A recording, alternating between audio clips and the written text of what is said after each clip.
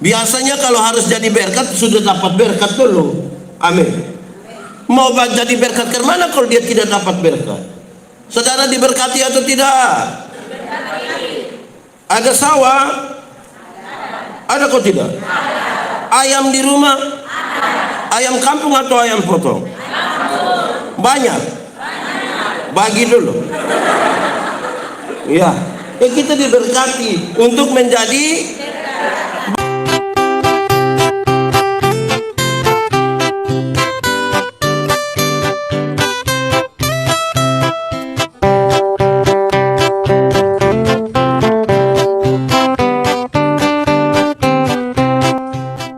Bapak Ibu Saudara-saudara, pembacaannya terambil dari kitab Kejadian pasal 12 ayat 1 sampai ayat yang ke-9. Kejadian pasal 12 ayat 1 sampai ayat yang ke-9, firman Tuhan berkata demikian, Abram dipanggil Allah. Berfirmanlah Tuhan kepada Abram, pergilah dari negerimu dan dari sanak saudaramu dan dari rumah bapamu ini ke negeri yang akan kutunjukkan kepadamu. Aku akan membuat engkau menjadi bangsa yang besar dan memberkati engkau serta membuat namamu masyhur dan engkau akan menjadi berkat. Aku akan memberkati orang-orang yang memberkati engkau dan mengutuk orang-orang yang mengutuk engkau. Dan olehmu semua kaum di muka bumi akan mendapat berkat. Lalu pergilah Abram seperti yang difirmankan Tuhan kepadanya, dan Lot pun ikut bersama-sama dengan dia. Abram berumur 75 tahun ketika ia berangkat dari Haran. Abram membawa Sarai istrinya dan Lot anak saudaranya dan segala harta benda yang didapat mereka dan orang-orang yang diperoleh mereka di Haran. Mereka berangkat ke tanah Kanaan lalu sampai di situ. Abram berjalan melalui negeri itu sampai ke suatu tempat dekat Sikem, yakni pohon terbanting di More. Waktu itu orang Kanaan diam di negeri itu. Ketika itu Tuhan menampakkan diri kepada Abram dan berfirman, Aku akan memberikan negeri ini kepadamu, kepada keturunanmu, maka didirikannya di situ mezbah bagi Tuhan yang telah menampakkan diri kepadanya. Kemudian ia pindah dari situ ke pegunungan di sebelah timur Betel. Ia memasang kemahnya dengan Betel di sebelah barat dan Ai di sebelah timur. Lalu ia mendirikan di situ mezbah bagi Tuhan dan memanggil nama Tuhan. Sesudah itu Abram berangkat dan makin jauh ia berjalan ke tanah Negev. Demikian firman Tuhan. Berbahagia setiap orang yang mendengar firman, memelihara dan melakukan dalam hidup setiap hari. Shalom. Itu terlalu pelan, kuat sedikit. Shalom. Lebih lagi, shalom. Tema kita adalah memenuhi panggilan untuk menjadi berkat. Diharapkan saudara-saudara setelah mendengar khotbah ini, saudara-saudara menyadari bahwa Tuhan memanggil saudara untuk menjadi apa? Berkat. Biasanya kalau harus jadi berkat sudah dapat berkat dulu. Amin. Mau jadi berkat ke mana kalau dia tidak dapat berkat? Saudara diberkati atau tidak? Ada sawah? Ada kok tidak? Ayam di rumah? Ayam kampung atau ayam potong? Banyak. Bagi dulu. Ya, kita diberkati untuk menjadi. Banyak orang sudah diberkati tapi sekikir sekali. Amin. Bahkan dengan Tuhan Allah pun dia sekikir. Amin. Di sekitar sini biasa ada acara kumpul keluarga. Untuk acara apa? Nikah, terus apa lagi? Orang mati tidak kumpul. Memang orang mati tidak bisa bangun kok kumpul. Nikah, kematian kita kumpul. Tapi ketika datang di Tuhan banyak yang tidak bawa persembahan juga. Ini persembahan lewat dong hanya. Betul kok tidak? Di sini ada kok tidak? Sebentar kita lihat yang di bagian persembahan. Supaya jelas kita semua ini diberkati, tapi banyak sekikir dengan Tuhan. Amin. Nah, saudara-saudara, saya ingin mengatakan di awal bahwa Manusia telah jatuh di dalam dosa, tetapi Tuhan Allah tidak mau membiarkan manusia itu sengsara dan binasa. Panggilan kepada Abraham itu adalah sebuah bagian di mana Tuhan memulai. Dia panggil satu orang. Dari satu orang menjadi satu bangsa namanya Israel. Kejatuhan manusia dalam dosa, terus rencana penyelamatan Allah. Allah mulai panggil Abraham, manusia dia harus diselamatkan. Manusia harus diberkati, tapi yang paling utama mereka mesti diselamatkan. Saudara, karena itu saudara-saudara, saya akan mulai mengatakan kepada kita dengan makna kesulungan dulu. Karena setelah jadi Israel, kita melihat bahwa ini bangsa menjadi yang sulung. Hak kesulungan itu tidak sekedar berkaitan dengan warisan-warisan. Tidak sekedar berkaitan dengan, bukan sekedar itu, tanah, sawah, sapi, ayam, babi, tidak sekedar itu. Tidak. Sebab kalau hanya tertuju pada warisan-warisan itu warisan bisa bikin kita bertengkar, berkelahi. Betul atau tidak? Di Lemadak sini ada yang suka berkelahi gara-gara warisan. Sawah, tanah, istri. Istri tidak masuk di situ. Iya, tapi kalau hanya tertuju pada warisan, kita hanya bertengkar. Amin kok? Nah, bangsa Israel, saudara, nanti dalam kisah Yakub dan Esau, saya sampaikan kepada kita bahwa hak kesulungan itu berkaitan dengan 3 hal. Berapa hal? Berapa hal?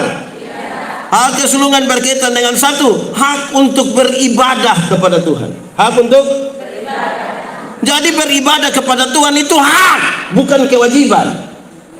Beribadah kepada Tuhan itu apa? Amin. Saya senang karena hari ini kita banyak sekali di sini. Memang tiap minggu banyak begini.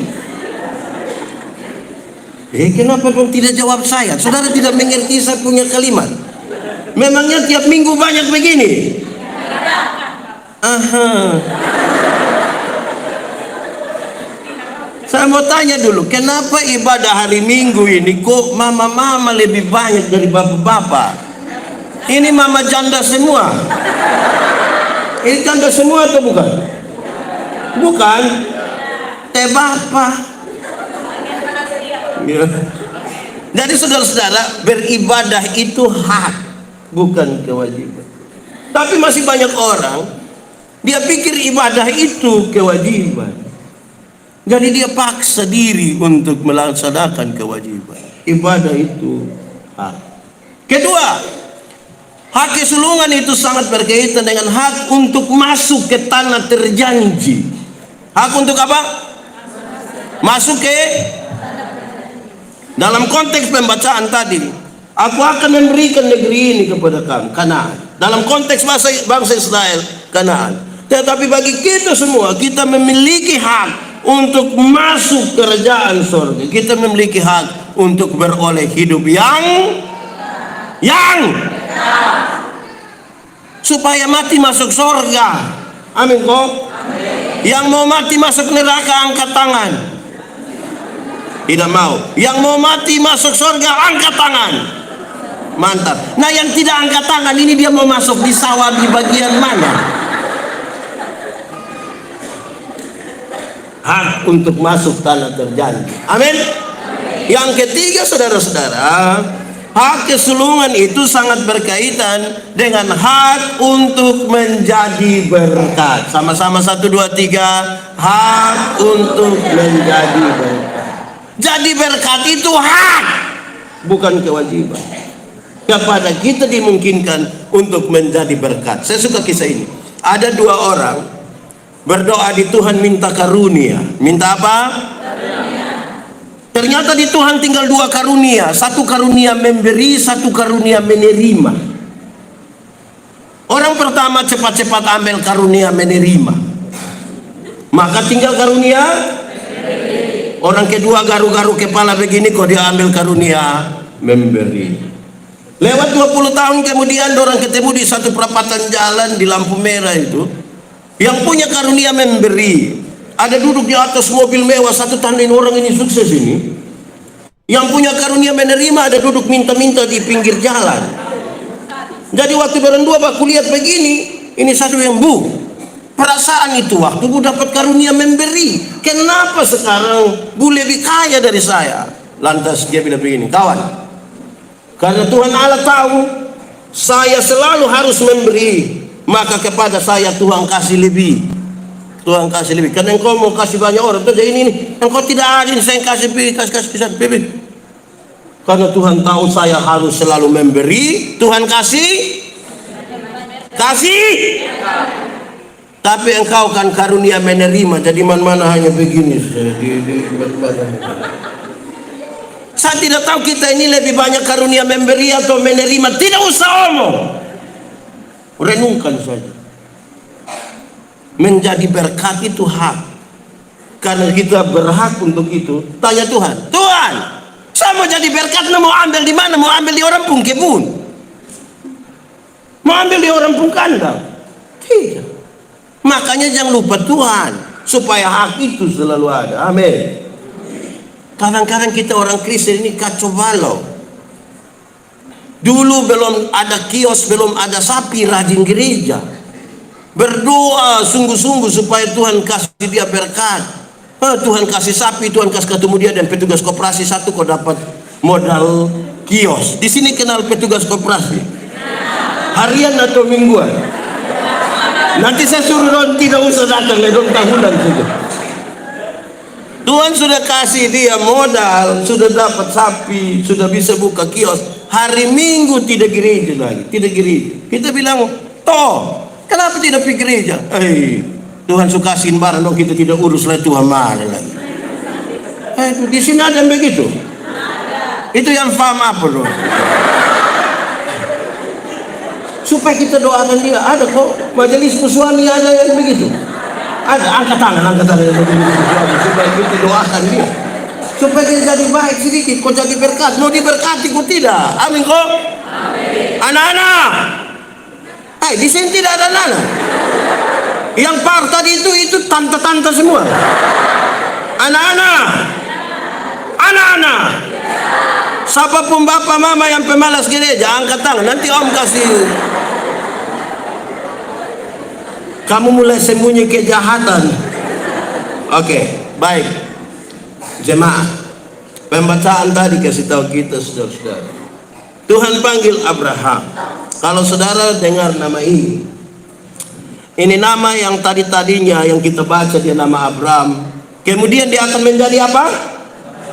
Menjadi engkau akan menjadi, kalau kita baca sampai pasal 17 dia bilang engkau akan menjadi bapa sejumlah besar bangsa. Karena itu namamu bukan lagi Abraham, melainkan di sini ada yang nama Abraham. Ada. Dia di mana? Dia di pohon terbanting di mana? Saudara, pergantian nama dari Abraham menjadi Abraham itu bukan ganti-ganti sembarang-sembarang sama kayak kita pu anak dong. Masih di Lemadak dia pun nama Yakobus, orang panggil aku. Di sekolah di Kupang sana pulang datang dia ganti. Kamu jangan panggil saya aku, panggil saya Jeko. Tidak. Di sini nama Daniel, kau orang panggil Niel. Pulang dari Kupang minta kau panggil dia Danger. Tidak begitu. Di sini nama Maria orang biasa panggil Mia. Kita di kampung kalau Maria orang panggil Mia. Ada Tante Mia di sini. Tante Mia. Mantap Tante Mia. Nanti pergi sekolah di Kupang. Tante Mia sampai sekolah lagi di Kupang. Pergi kuliah di Kupang pulang datang tidak mau nama Mia lagi. Suruh panggil Manohara. Lama-lama dia bikin huru hara di kampung kok kita pusing. Nah, saudara-saudara, mari kita lihat. Ada beberapa hal menjadi refleksi bagi kita. Satu, Tuhan panggil kita, Tuhan panggil Abraham. Untuk apa? Untuk tujuan Tuhan. Sama-sama, untuk apa? Tujuan. Kalau Tuhan panggil saya, Tuhan punya tujuan. Kalau Tuhan panggil Abraham, Tuhan punya tujuan. Kalau Tuhan panggil Bapak Mama dan semua, Tuhan punya apa? Jangan sampai Tuhan panggil kita untuk kita lebih banyak pakai kita punya tujuan daripada tujuan Tuhan. Karena itu nanti bukan Tuhan yang pakai kita, nanti kita pakai kembali Tuhan lagi. Itu yang salah. Nah, tujuan Tuhan apa? Tujuan Tuhan adalah menyatakan tanda-tanda kerajaan Allah di tengah dunia. Menyatakan apa? Tanda-tanda kerajaan. Ya, yang di bawah dong, saya tidak dengar dong suara kuat-kuat. Ulang. Menyatakan apa? Kerajaan. Itu tujuanku. Kerajaan Allah itu berkaitan dengan pemerintahan Allah yang penuh kasih. Kerajaan itu pemerintah. Pemerintahan yang penuh kasih, keberpihakan, pertolongan, keadilan, kebenaran, itu pemerintahan Allah. Sehingga di mana orang-orang Tuhan panggil, mestinya di situ kasih ada. Tidak boleh orang saling bertengkar, bakalai kakak adik. Di sini ada bakalai kakak adik, ipar-ipar, dan mama mantu, dan bapak mantu. Bapak mantu dari Oilas. Jadi saudara nikah dengan siapa bapak mantu orang Oilas. Mestinya orang-orang yang dipanggil untuk melayani, dipanggil untuk tujuan Tuhan, pemerintahan Allah berlaku atas. Tidak boleh ada saling apa itu, tidak mengasihi. Saya mengatakan tidak mengasihi bukan berarti kita tidak boleh beda pendapat. Beda pendapat itu boleh. Amin toh? Betul kok tidak? Ini Tante Mia itu hari nikah umur berapa? Umur berapa Tante Mia? 65. Makanya Tante Mia omong besundengan. 25 tahun Tante Mia tinggal dengan bapak mama, itu kan dong punya kebiasaan beda toh. Dong punya kebiasaan sendiri, betul kok tidak? Tante Mia nikah dengan Om siapa? Om siapa? Melkianus. Om Eki atau Om? Iya. Nah, Om Eki juga tinggal dengan orang tua, dong punya kebiasaan beda toh. Nah, 25 tahun di tempat yang berbeda nih, kemudian pacaran berapa lama mereka? 5 tahun dari SD. Pacaran 5 tahun, terus langsung yang 25 tahun kebiasaan di sebelah, 25 tahun kebiasaan di sebelah, langsung jadi seragam. Langsung jadi seragam. Pasti ada perbedaan tuh. Kasih itu bukan bikin seragam. Kasih itu pengelolaan. Supaya Tante Mia punya tidak baik yang biasa pamaki Om Eki, stop! Jangan pamaki. Atau siapa yang dia puisi itu kan pamaki bilang terus. Supaya Om Eki punya kebiasaan minum sop. Om Eki biasa minum sop. Oh, baik. Kalau dia minum kasih stop. Ya kan berbeda, tapi kan supaya dikelola. Dari panggilan Tuhan pertama-tama untuk apa? Tujuan siapa?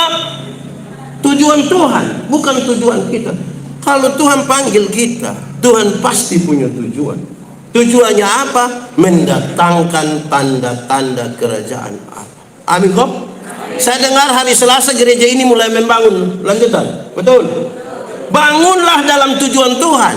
Murnikan hati untuk tujuan Tuhan. Untuk sebuah pelayanan tidak semua selalu mulus, pasti ada hambatan. Ada orang yang dikaruniai, bukan karuniai. Ada orang yang terbiasa sekali dengan hanya protes, tapi jalan saja. Namanya kita jalan dalam tujuan, murnikan kita punya hati untuk memulai sesuatu. Amin. Namanya di dunia ini pasti ada masalah, betul betul tidak? Yang tidak ada masalah itu hanya 2 orang. Satu dia pun nama orang mati.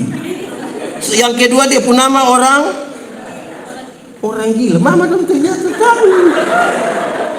Orang mati itu dia mau pakai kacamata kok tidak, sudah penting toh. Kan dia tidak lagi membaca di kerajaan surga. Makanya hidup itu kasih memang dia Alkitab, bukan sumati baru taruh Alkitab di peti. Yang dia hidup itu kasih Bapak baca daripada Bapak cakar-cakar KP terus. Lebih baik buat di sini ada yang cakar-cakar KP. Dia ujian tahun. Tuhan panggil kita itu ada tujuan Tuhan. Amin kok. Amin. Nah, kedua saudara-saudara, waktu Tuhan panggil kita untuk tujuan Tuhan itu kan menjadi berkat. Kalau kita sudah diberkatkan tanda-tanda kerjaan Allah tadi toh, itu berarti baru boleh Allah dimuliakan karena kerajaannya dinyatakan toh. Lalu Pak Pendeta, kalau yang kedua ini menarik karena berkaitan dengan kalau Tuhan panggil kita, apakah Tuhan kasih kita pergi kosong-kosong? Tidak. Tuhan panggil kita, dia lengkapi kita dengan karunia-karunia. Dilengkapi dengan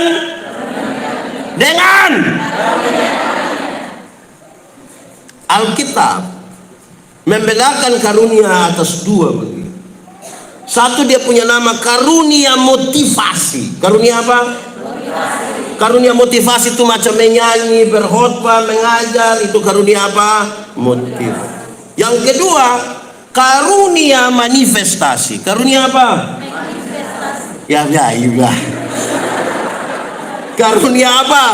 Manifestasi. Manifestasi itu misalnya bicara dalam bahasa roh, menerjemahkan bahasa roh, menyembuhkan orang. Itu dua karunia. Tidak ada satu lebih hebat dari yang lain. Semua ini dipakai untuk apa? Untuk pertumbuhan dan pembangunan jemaat. Nah, ini dua karunia, dua kelompok karunia Tuhan kasih kita untuk melengkapi orang-orang yang Tuhan panggil untuk pergi dan menyatakan tanda-tanda kerajaan. Persoalan kita ada dua, saudara. Persoalan yang pertama, banyak orang yang dipanggil Tuhan, dia tidak memahami karunia apa yang Tuhan taruh di dalam dia. Dia tidak memahami. Dia tidak paham. Persoalan yang kedua, dia pakai dia punya mau dan bukan Tuhan punya mau. Saya senang, ini hari ada 5 vokal group mengkali menyanyi kan? Tidak apa-apa. Baik. Asal jangan 50. 5 itu masih baik. Di beberapa tempat, kalau kita ibadah hari Minggu, pendeta tanya, ada solo, duet, vokal group? Tidak. Di beberapa tempat kan tidak. Tapi kalau bilang ketua majelis sinode Gemit dan gubernur Nusa Tenggara Timur akan beribadah bersama-sama dengan jemaat Getsemani Lemada. Itu solo Judia, duet Judia, trio Judia, vokal grup Judia, paduan suara. Kata, itu karunia apa? Itu karunia makam puja. Dan itu tidak perlu ada itu. Ada orang yang penampilan untuk supaya orang kenal dia itu nomor 1, dia tidak aktif di pelayanan, ke Karmana kuah. Di Lemada sini ada. Nah, dia laki-laki kok perempuan. Mulai bertunduk-bertunduk. Jadi rajin gereja dulu. Ada orang yang tidak gereja bertahun-tahun, tapi dia ikut di bagian marah-marah saja. Karunia marah-marah. Saudara-saudara, ini karunia, ini Tuhan panggil kita. Kan dia bilang, Yandi, lebih di menelak itu. Saudara tahu menelak itu? Tapi lebih tidak tahu tempat lah. Itu hanya saya dengan Pak Cornelis Chung yang tahu. Kami 2 tahun itu. Menelak itu, dia tidak suruh saya pergi kosong-kosong. Ini yang dia punya nama bekal. Dia memperlengkapi kita dengan sesuatu. Antoh, nanti ini tahun kan pemilihan majelis jemaat toh? Ada yang semua mengundurkan diri. Ya coba kasih tunjuk saya. Yang mana mau saya lihat?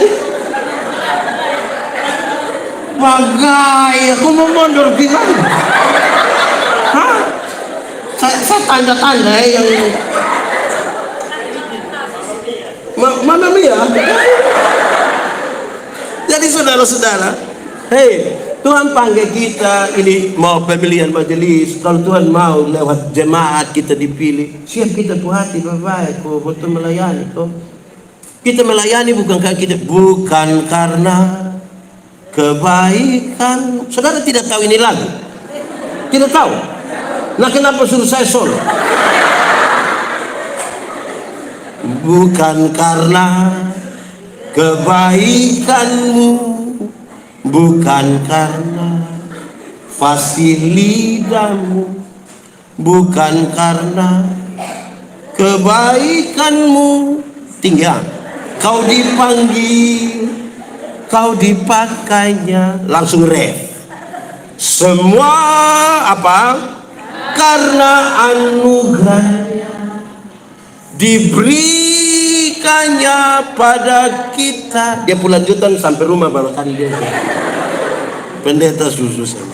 Jadi bukan karena kita supaya habis pemilihan jangan sampai ada yang bilang begini, sebenarnya saya tidak mau.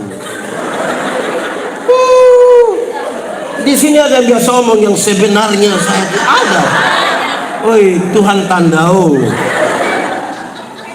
Tuhan lengkapi kita dengan karunia. Toh, kan mau jadi berkat dan semua orang kemudian memuliakan Tuhan Allah. Amin kok. Memulia, biarlah semua yang bernapas apa memuji. Ya, memuji Tuhan. Oke, kedua, yang ketiga, saudara-saudara, saya ajak kita untuk memahami bahwa Tuhan panggil kita bukan saja untuk tujuan Tuhan, bukan saja melengkapi kita dengan karunia-karunia, tetapi dia tahu bahwa perjalanan ini harus dilaksanakan dalam pelayanan. Maka dia rindu supaya orang-orang yang sudah dibekali itu, mereka punya jiwa, mereka punya batin itu mesti fokus. Mesti apa? Mesti apa? Fokus itu berkaitan dengan kan tujuan kita itu apa? Kita nih Tuhan panggil untuk apa? Dia lengkapi kita dengan karunia ini untuk apa? Nah, fokus di situ. Fokus. Abraham, pergilah ke satu tempat yang akan kutunjukkan kepadamu. Tapi engkau punya hati mesti kuat. Karena dalam perjalanan ada tantangan, ada belok kiri, belok kanan, belok kiri, belok kanan. Engkau mesti fokus. Nanti besok-besok jadi diaken, fokuslah jadi diaken. Besok-besok jadi penatua, fokuslah jadi penatua. Biasa gereja Tuhan jadi kacau, itu yang dia kasih dia pun kerja di diaken, dia urus orang penatua pun pekerjaan. Itu yang biasa bikin kacau-kacau gereja. Masing-masing fokus dan dia punya. Amin kok. Nanti akan ada pembangunan gereja tuh. Ibu-ibu dong yang sudah dikasih kesempatan jadi seksi corko konsumsi. Oh, saya kira ibu dong jadi seksi cor. Seksi konsumsi. Urus saja bawang goreng, kuah asam, luar, dan sei. Tidak usah urus itu plafon di muka dan lain-lain. Tahu yang saya maksud? Supaya bagian yang dipercayakan kepada kita fokus di situ. Dan fokus itu harus dimulai dari dalam. Fokus harus dimulai dari dalam. Saudara tahu kalau kita tidak fokus. Saya ini keliling banyak tempat pelayanan, membangun. Kadang-kadang aneh. Panitia banyak-banyak, perhadapan dong banyak-banyak, separuh pakai menangis. Pas kerja sedikit orang datang, nanti makan.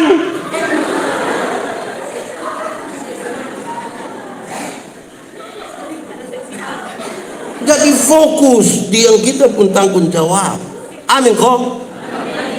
Saya marah satu panitia gara-gara don suruh saya kau beli paku, bukan pakai saya uang, pakai uang. Saya beli paku saya tanya paku berapa? 7, 10, 15. Sampai lama lagi, bapak paku berapa lagi? 7, 10, 15. Sampai lama lagi, bapak paku ini berapa? 7, 10, 15. Nah, yang 7, 10, 15 yang 2 kali saya beli itu kamu bikin bubur.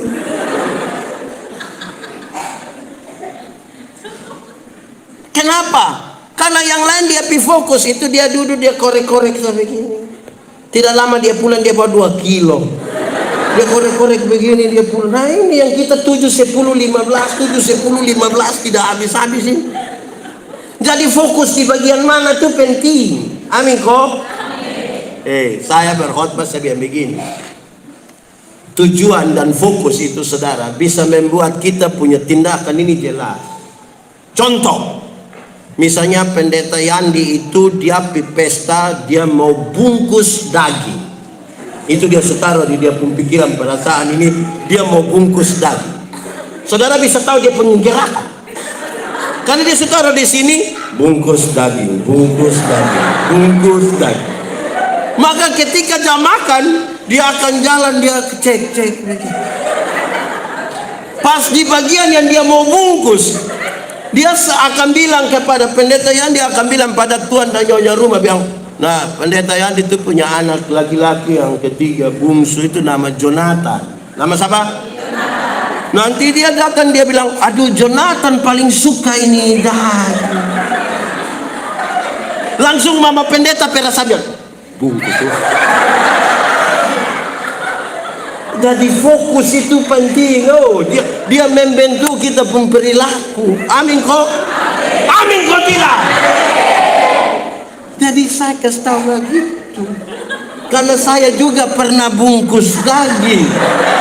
Makanya saya kasih contoh. Kita dipanggil apa ya? Untuk fokus toh. Tuhan panggil untuk tujuan Tuhan. Bayangkan kalau kita tidak fokus. Bayangkan kalau kita tidak fokus. Dia bawa motor, dia masih terima telepon leda orang, foto lain. Lama kita mati kalau tidak fokus. Betul kok tidak? Jadi fokus. Ada kerja apa itu fokus di situ. Orang yang paling gagal di dunia adalah orang yang kalau kita tanya bilang, Ama, suruh kerja apa? Apa yang saya tidak kerja? Apa? Kerja semua itu yang gagal semua. Betul kok tidak? Makanya FOKU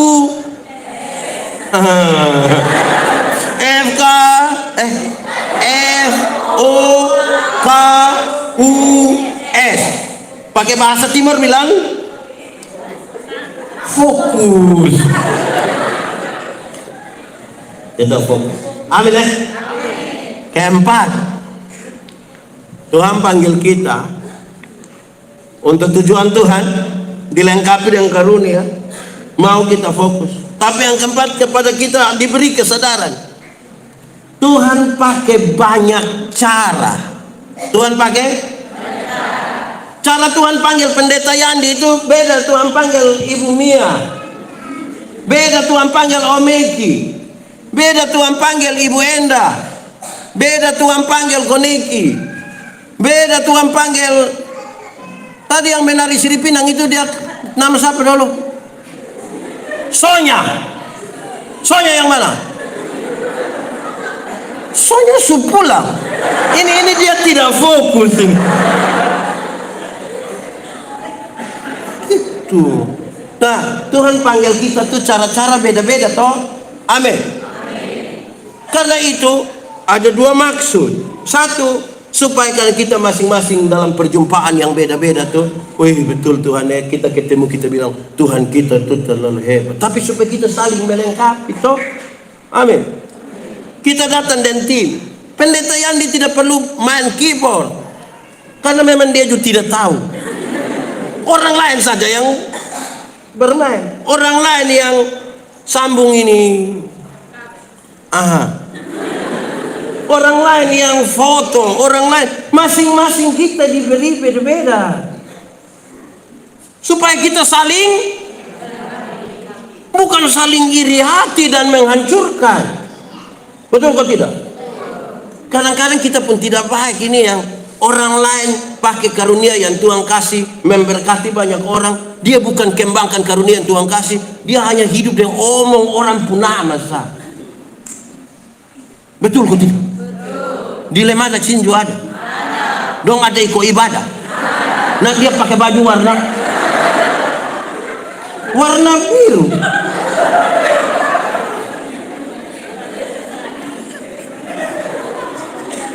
Jadi saudara-saudara, Tuhan panggil kita tuh toh, cara beda-beda toh. Nah, supaya kamu saling melengkapi, supaya kamu betul-betul. Karena fokus tadi kita saling melengkapi, ya nama Tuhan dipermuliakan toh. Nama Tuhan saya tidak perlu tahu semua barang. Saya dikaruniai berkhotbah, saya datang dan tim, saya berkhotbah. Yang pimpin pujian silakan orang lain. Dia jangan bikin diri inti. Di Lemada sini ada yang biasa bikin diri inti. Dia pemain bola. Dia Messi. Jangan iri hati. Apalagi Suanggi. Yang Suanggi orang. Tahu Suanggi? Dia di sini. Jadi saudara-saudara, Tuhan mau begitu. Tuhan mau begitu. Selempat toh, dia panggil kita untuk tujuannya, lengkapi kita. Terus apa? Dia mau kita fokus. Dengan banyak cara dia panggil kita supaya kita saling melengkapi. Tapi untuk itu kemudian kita diminta untuk mengambil keputusan. Mengambil apa? Keputusan itu penting. Ini satu hari seorang manusia itu ambil keputusan antara 300 sampai 1500 kali keputusan. Berapa? 300 sampai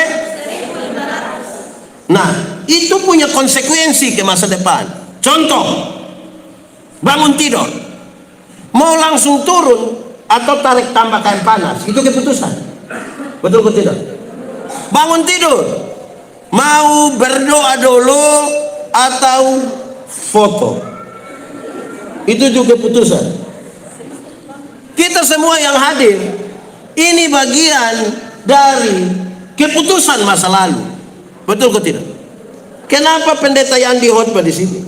Karena saya pernah ambil keputusan kira-kira 29 tahun lalu untuk jadi pendeta. Makanya saya khotbah di sini. Kenapa Tante Mia punya suami nama Om Meki? Karena dua pernah ambil keputusan. Tidak mungkin Om Meki bilang, saya betul-betul tidak tahu. Saya hanya tidur-tidur begini, baik. Dia ada begini. Ada keputusan. Betul atau tidak? Keputusan itu dalam pelayanan Tuhan ada dua hal. Ada berapa? Pertama, keputusan pribadi. Keputusan apa? Personal, pribadi. Tapi yang kedua, keputusan komunal, keputusan bersama. Keputusan apa? Bersama. Itu tuh. Di ini Getsemani Lemada kini ada keputusan bersama.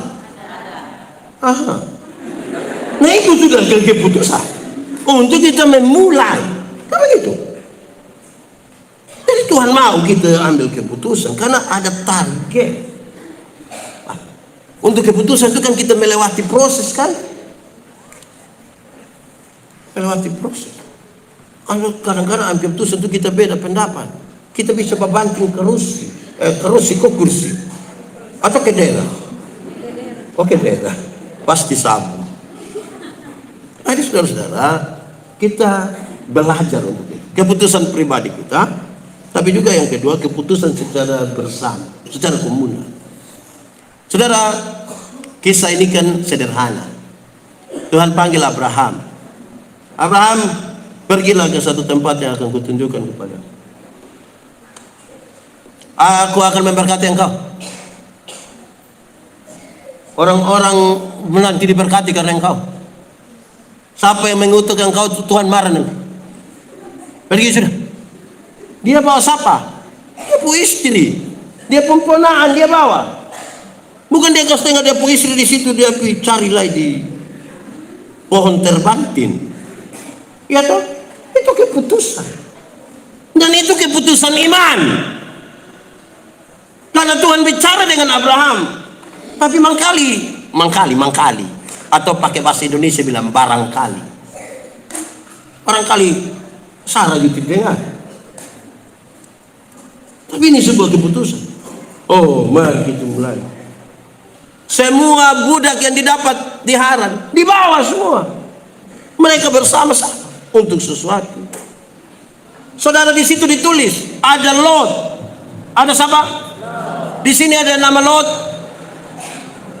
Anak sekarang tidak ada yang nama Lot lain. Dan pun nama su ada yang Lesti.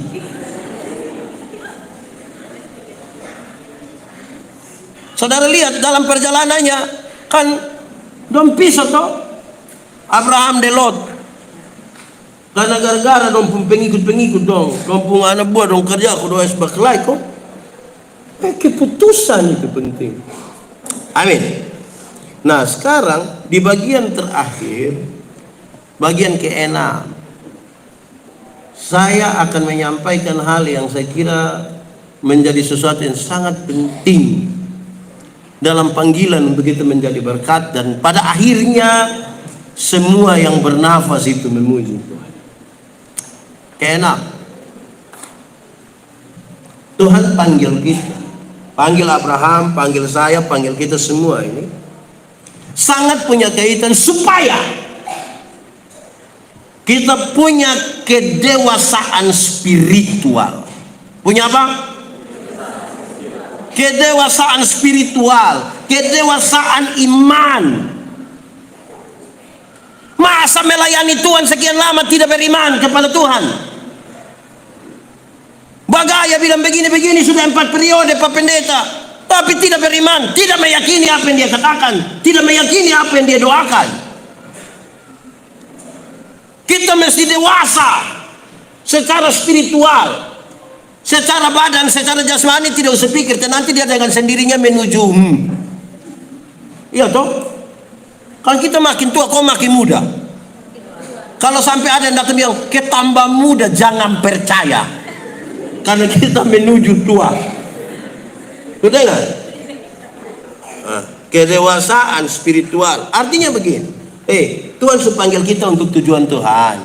Lengkapi kita. Hai, kamu banyak-banyak ini mana? Siapa yang panggil kamu? Kok kamu?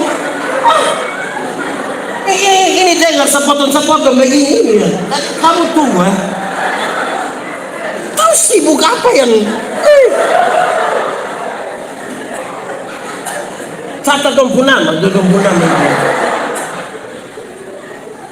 Saudara, Tuhan panggil kita untuk tujuannya.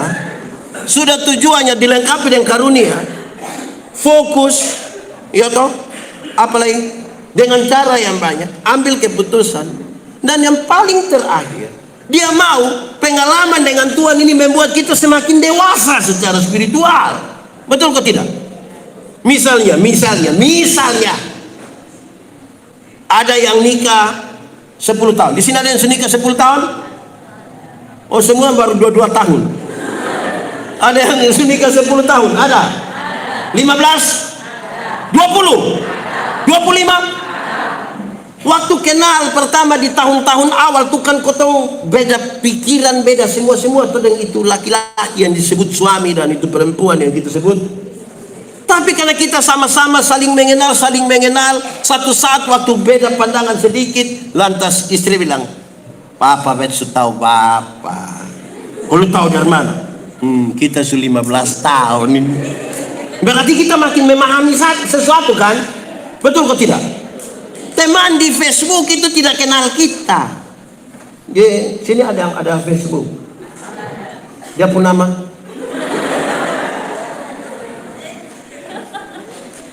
Masa kau melayani Tuhan, jalan bersama-sama dengan Tuhan dalam tujuan Tuhan, tapi tidak mengalami kedewasaan iman, kedewasaan spiritual? Untuk apa?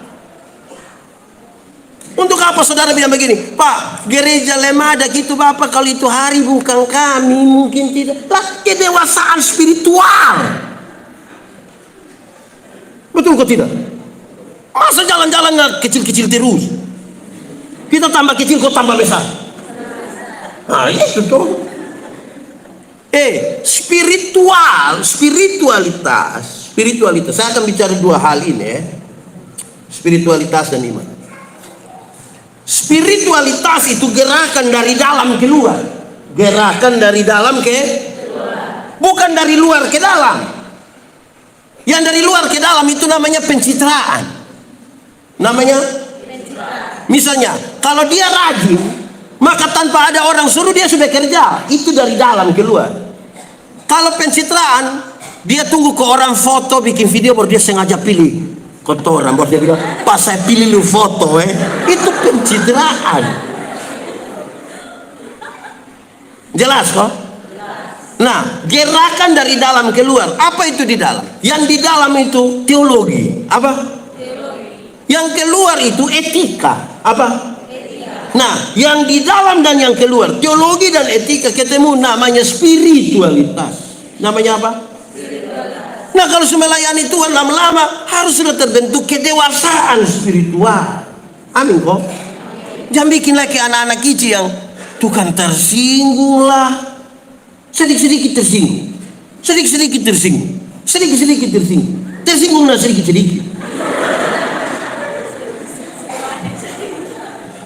Dewasa. Saya berkhotbah tentang persahabatan. Saya bilang begini, persahabatan, saya tidak ngomong sampai tuntas, saya ngomong dua jenisnya saja. Persahabatan itu ke sekolah, ke apa? Di sini ada sekolah. Nah, di mana? Oh, di situ. Sekolah itu, lihat anak-anak TK kalau bersahabat. Saya lihat anak PAUD kalau bersahabat. Apalagi orang baru datang di tahun ajaran baru. Lari sama-sama, bermain sama-sama, taguling sama-sama, kosi bola sama-sama, dong senang-senang. Terus kita tanya, kakak, yo, itu kakak pun teman? Iya, dia pun nama siapa? Tahu? Ada sama-sama tapi tidak kenal. Itu persahabatan kalau kecil itu. Betul kok tidak? Rame sama-sama tapi tidak kenal. Wah, gereja tidak boleh begitu. Amin kok. Kedua, SD. Di sini ada yang SD. Tante Mia. Nah, SD. Persahabatan SD, dong saling mengenal. Dong bisa singgah ambil kawan kopi sekolah, pi beli kue Solo. Di sini ada kue Solo. Bisa bungkus. Dong pi beli kue Solo, pi beli hopis. Tahu hopis? Masih ada hopis? Bungkus juga.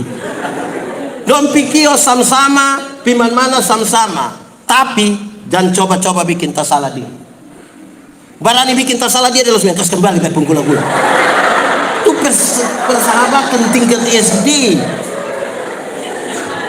Bakawan-bakawan dia kasih apa dia ingat, bapak situ lu pikir. Di sini ada yang begitu. Dia tante-tante atau om-om. Tante. Nah, dia duduk di sini kok dia majelis kok jemaat. Dewasa spiritual. Amin kok. Kedua iman. Apa? Sama-sama. Apa? Ikut. Iman ialah. Omong ah. Ulang satu.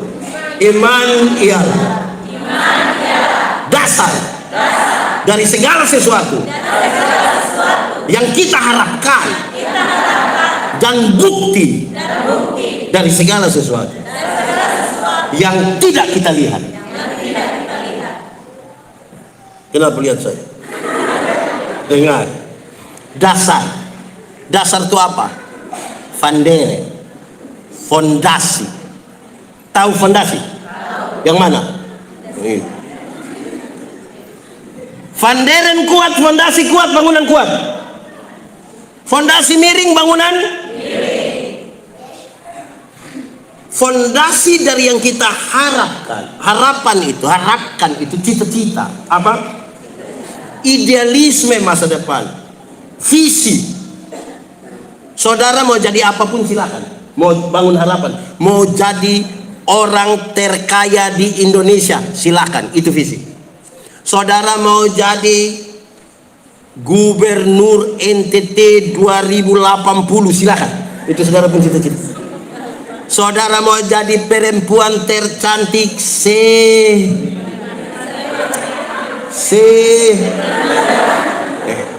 mau saja, silakan. Tapi saudara bangun itu di atas fondasi apa? Itu yang penting. Karena orang yang tidak beriman pun dia kepingin kaya, dia kepingin sukses, dia kepingin cantik. Ya toh? Kita bangun dia di atas fondasi apa?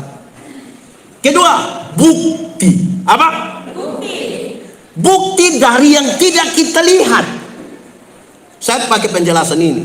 Agape tahu kan, saya biasa menjelaskan ini. Tapi bukti dari yang kita lihat. Arsitek, tahu arsitek? Di sini ada arsitek. Oh, ini Pak yang duduk di muka ini, itu arsitek. Panik ini. Saya ada mau minta tolong dia. Arsitek itu, waktu dong mau bangun satu bangunan, sudah kelihatan. Sudah kok belum? Belum toh? Dong gambarkan di sini. Kamar berapa? Ada garasi kok tidak? Lantai berapa? Pintu di mana? Jendela di mana? Dong gambar di sini. Kelihatan? Dia punya sini tahu? Dari yang tidak kelihatan, dia gambarkan di atas satu kertas. Itu kertas nama apa? Oh, kertas toh. Dia gambar itu kertas. Dari yang tidak kelihatan digambarkan mulai jelas terlihat di satu kertas. Betul? Atau kalau kita tidak mau pakai arsitek, nah kita pun orang tua dulu, dong mau bangun rumah, dong mau bangun gereja, dong taruh di dapur otak, datang, dong pakai kayu kodong garis langsung di tanah. Betul? Terus dari yang sudah kelihatan di gambar, dong mulai kerja sudah. Amin. Waktu dong kerja bangunan gereja suada, gedung megah suada, orang senang, dong datang foto-foto di muka situ. Ada yang pernah foto di muka situ? Yang foto, dia tahu kekuatan dari ini bangunan. Titik-titik terkuat dari bangunan dia tahu. Tahu atau tidak? Orang bisa mengagumi sesuatu yang megah, tapi tidak tahu titik-titik terkuat. Siapa yang paling tahu? Hanya dua orang. Satu, yang gambar. Kedua, tukang yang mengerjakan. Kita, semua orang boleh lihat kita puluhan, kita boleh omong manis-manis, mau apa saja, tapi titik-titik terkuat dalam hidup Tuhan Allah yang tahu. Dia arsitek kita pun kayak gitu. Dia tahu kita, jangan bergaya, dia tahu. Amin kok. Karena itu orang yang dipanggil harus pada yang paling tinggi adalah dia memiliki kedewasaan spiritualitas, kedewasaan. Amin. Orang kalau punya kedewasaan iman, dia kerja sesuatu, dia melakukan sesuatu, orang bilang puji Tuhan, biarlah segala yang bernapas memuji. Contoh, itu hari Bapak teman satu, dia mau beli tiket kapal laut untuk dia saudara dia mau pergi Ambon. Dia bilang, selamat pagi, bisa beli kok.